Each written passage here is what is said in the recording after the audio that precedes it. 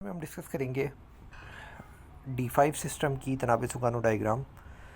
D5 system को अगर आप देखें तो इसके अंदर वीक फील्ड लिगेंड भी बन सकता है और स्ट्रॉन्ग फील्ड की का ऑप्शन भी है। सो स्ट्रॉन्ग फील्ड में जो आपके पास इलेक्ट्रॉन्स होंगे वो नीचे लाए करेंगे क्योंकि फील्ड स्ट्रॉन्ग है और जो एनर्जी गैप है वो ज़्यादा है। तो that is why the electrons are in ground state in T2G। EG में इलेक्ट्रॉन्स नहीं जाएंगे।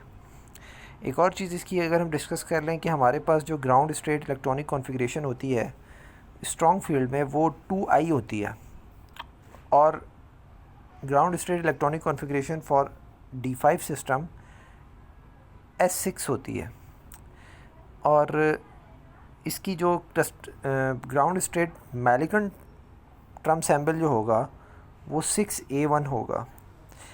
अगर हम इसकी स्ट्रॉन्ग फील्ड की बात करें तो वहाँ पे हमारे पास जो ग्राउंड स्टेट इलेक्ट्रॉनिक ट्रम होगी इसकी वो T2 होगी, 2T यानी कि मल्टीप्लिसिटी 2 होगी इसकी।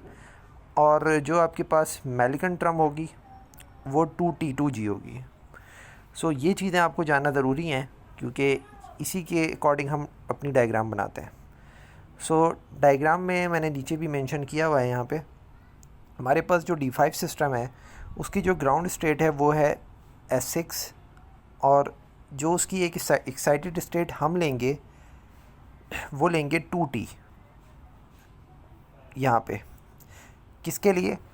स्ट्रॉन्ग फील्ड के लिए। सो ये आपके पास वीक फील्ड एरिया है और ये स्ट्रॉन्ग फील्ड एरिया है। सो रिपीट अगेन कि S6 है।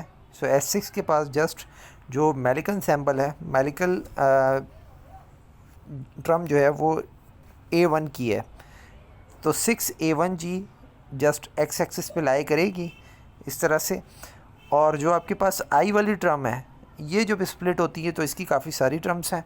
इसकी आपके पास A1 है, A2 है, E2 है, T1 है, T2 है। इसकी जो ग्राउंड स्टेट है वो A1 वो हमने देख ली वहाँ पे।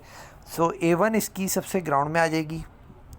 उसके बाद ये इसका पैटर्न है कि इस तरह से ये A1 ग्राउंड में आ गई। ग्राउंड मतलब कि ये एक्स एक्सिस पे यहाँ पे आ गई। इसके बाद हमारे पास जो नेक्स्ट टर्म होगी वो A2G है। सो A2G आपको यहाँ पे नज़र आ रही है। ये ग्राउंड में आने के बाद जो स्ट्रॉन्ग फील्ड में फिर अगेन इसकी एनर्जी जो है वो इंक्रीज़ कर जाती है। Okay, sorry mistake.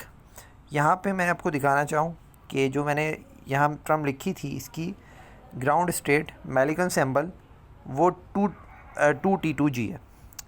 सो 2T2G ग्राउंड में आएगी। जो इसका I वाला जो ट्रम है I का 2T2G ग्राउंड में आएगा और ग्राउंड में आने के बाद वो ये यहाँ पे लाई करेगा, ठीक है, यानी कि स्ट्रॉन्ग फील्ड में वो ग्राउंड स्टेट में होगा।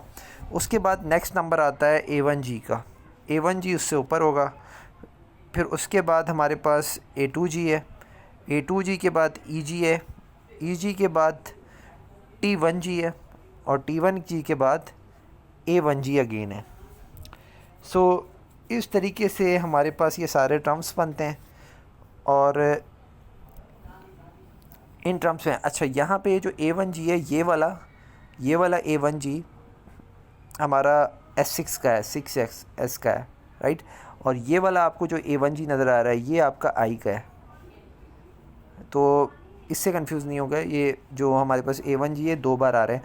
सो A1G एक जो है वो S6 का है। S6 का जब तक वीक फील्ड में था तब वो एक्स एक्सिस पे यहाँ पे लाई कर रहा था और ये जो डार्क लाइन से मैंने बनाया है ये हमारे पास S6 का A1G वाला ट्रम है जो अपनी एनर्जी को हाई कर लेता है जब स्ट्रॉन्ग फील्ड के अंदर इंटर होता है।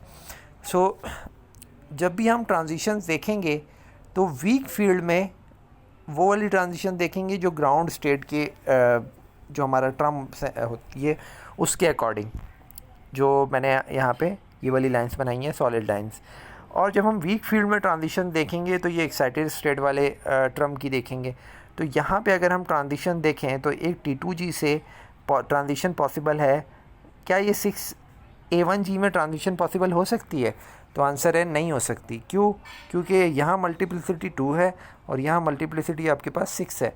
सो 6 से मल्टीप्लिसिटी जैसे कि मैं x के ऊपर मल्टीप्लिसिटी लिख दूँ और मल्टीप्लिसिटी 6 हो और वहाँ से मल्टीप्लिसिटी 2 में ऐसी ट्रांजिशन पॉसिबल नहीं है। सो ये ट्रांजिशन अकर नहीं होगी। तो कौन सी ट्रांजिशंस अकर होंगी? सेम मल्टीप्लिसिटी वाली, एक आपके पास T2G से A2G में ट्रांजिशन अकर होगी, उसके बाद एक और ट्रांजिशन अकर होगी EG और T2G की, उसके बाद एक और ट्रांजिशन अकर होगी जो कि आपके पास T1G और T2G की होगी, उसके बाद A1G की ट्रांजिशन होगी। सो ये इस तरह से 4 ट्रांजिशन यहाँ पे पॉसिबल है।